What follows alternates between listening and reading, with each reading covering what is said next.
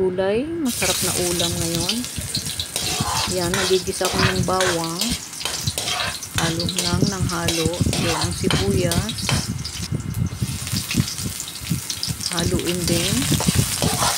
At ilalagay ko na ang aking sahog.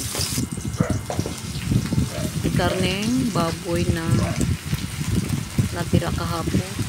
Lagyan ko ng toyo. Haluin lang ng mabuti. Ganyan. Tapos nilagyan ko ng pork cubes para dagdag lasa ng asin at konting magic sarap. Then lagyan natin ng kunting tubig para lumambot ang karne at maluto pa. Then pagkakulo, ilalagay ko na yung repolyo.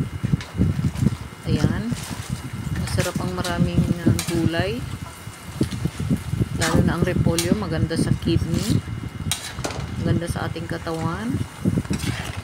Tsaka sabi sa prostate, mga ganon. Then haluin lang. Ito, meron akong red bell pepper, nilagay ko rin. Tsaka carrot konti. Then halo ulit. Ayan.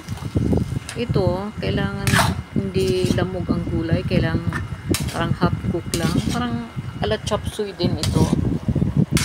Pero simple lang siya. Affordable. At saka napakasarap. Ayan, luto na po siya. Ayan. Pwede na.